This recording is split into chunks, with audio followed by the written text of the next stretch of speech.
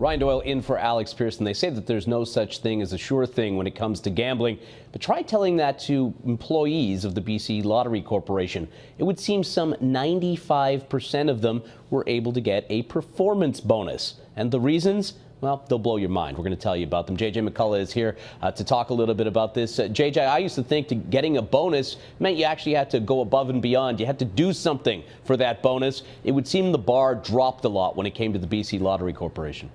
Yes, and it's not only that bonuses usually come when you've gone sort of above and beyond, but bonuses usually only come if the company you work for has been exceptionally profitable. What we know from this report, which was of course commissioned by the BC government to sort of look into the last 5 years of the BC Lotto Corporation, which is the crown corporation that runs all of the casinos and lottery stations across British Columbia, is that the BC Lotto Corporation apparently used this weird metric where as long as they came close enough to their corporate goals, everybody got a bonus. So instead of going, above 100% of their goal, it was in some circumstances as low as 92% of their achieved goals. The BC Lotto Corporation is infamous for never meeting its measured metrics for revenue generation. But anyway, yeah. So not only is the metric very low for what triggers the bonus, apparently the standards for employee conduct are so low that yes, as you said, 95% of all employees who work for the BC Lotto Corporation apparently qualified to have a bonus. So the report says in rather euphemistic language that maybe we need to make the standards a little bit tougher, but that's really kind of the understatement of the year. Yeah, sure it is. I mean, this reminds me of when I was a kid in elementary school, and we used to have like the Student Olympics or Play Day, and everybody who participated got a ribbon. Yeah, that was all well and fine back then, but we're handing out taxpayer money to these individuals who clearly didn't earn it. Yes, but the thing is, and the reason why it seems that the BC Lotto Corporation gets away with as much as it does, is that it's very easy for them to make money. I mean, lotteries is one of the most easiest revenue generation a provincial government has at a time when they're struggling to make money in so many other ways. So the BC Lotto Corporation makes about $2 billion a year for the province, and about half of that goes into funding their own internal business. Although it's also worth noting that employee compensation has increased 60% over the 5 years that this report covers, at a time when revenue generation, when profits basically for the Lotto Corporation have essentially stagnated. They've only increased about 10% during that same period. So the BC Lotto Corporation isn't really making that much more money, even though they are still making billions of dollars a year. And yet the compensation rates have just been increasing at a rather astronomical rate. Yeah, and the bleeding doesn't seem to stop there. There was a plan to save money by reducing staff. It ended up costing the corporation $25 million.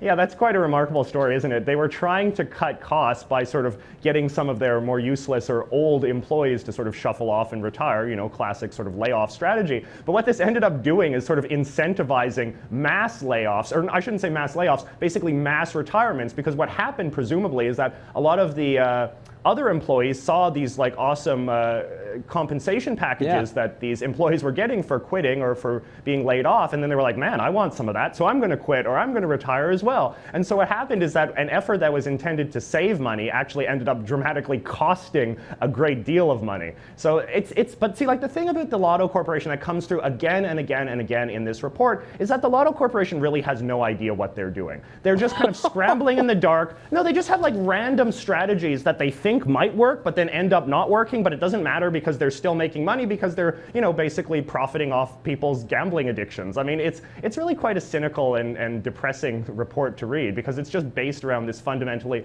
exploitive enterprise run by a bunch of incompetent people who are succeeding despite their own failure to meet their own metrics of success. Yeah, we have one of those here. It's called the OLG, coincidentally. It's the Ontario Lottery and Gaming Corporation, but that might be a debate for another day.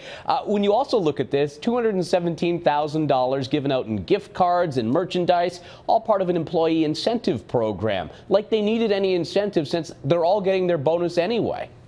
No, they're extraordinarily well-heeled employees. And I mean, they make the argument that, well, these kinds of compensation are not unusual for public sector or for crown corporations. But I mean, that doesn't, I don't think, mean much to the average British Columbian, who is, of course, getting paid much less than these folks are, getting much fewer benefits. Anybody working in the private sector, certainly. No, so it's really just it's a depressing statement on, the state of the public sector in general. And I think that these stories do not ring unfamiliar to most people that follow public sector compensation. The only difference, again, is just that the BC Lotto Corporation, because it can take for granted that it makes revenue, it just doesn't seem to be falling under the same sort of critical eye. And this is why the British Columbia government has not been particularly outraged by these findings, because they know at the end of the day they might be a bunch of goof-offs who can't, draw a straight line, but at least they're still bringing in over $1 billion of revenue to a province that desperately needs it. All right, maybe the province will wake up to this, though. Salaries and benefits rose faster and higher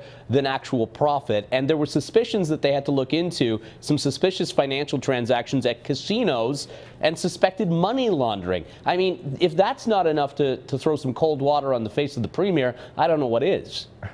Yeah, that's an interesting thing as well, is that, again, like the report sort of says, we think that there might be problems with money laundering. It seems like there's a suspiciously high amount of transactions of over $10,000 or more at our various casinos. That seems like something we should check out. But of course they can't. Like they raise all of these concerns and they say we should kind of look into it. It seems like our current metrics, our current sort of standards and processes in place are not actually sufficiently addressing the problem. But is anyone actually going to care so long as they're bringing in money? It doesn't seem like they are. It's the same thing with their advertising. This was quite striking to me, is that they have no idea if their advertising is working or not. They have no idea if their various Please Game Responsibly initiatives are actually preventing gambling addiction in a measurable way. So again and again, like they just do not know if what they're doing is actually generating the results that they're trying supposedly to meet. And that is, to me, is the most significant thing about this report. Is anybody in government aware that sure, they're bringing in lots of money, that's great. Do they understand that they could probably be bringing in a lot more money if they figured out that if the advertising worked, or if any of these incentive programs worked, or if they got their spending under control, perhaps they could actually start to make more profit? Is anybody aware of that fact, or are they just okay with the money that they're bringing in and that's it? Well, it seems like they're pretty okay with the money just coming in. I mean, BC is in a deficit situation. We're in a debt situation. I mean, the premier promised us that we'd have balanced budgets within 5 years. They're now saying it could be like as much as 15, 16, 20, who knows? I mean, it's a long time off. So I think that the government is inclined to not ask too many questions about people that are at least bringing money to their doorstep. I mean, in fairness to the BC Lotto Corporation, they are saying that they're going to embark upon strategies to keep compensation under control. They're going to make cuts. You can't even say that with a straight face. I can't say it with a straight face. No, because it seems preposterous that they've said again and again that they're going to do things, but they just don't wind up doing them. But I mean, at least their mouths are moving in the right sort of motions. I suppose that's as much as you can be satisfied with. I mean, why not a boycott then? I mean, why not an organized boycott of the lottery until they get their act together?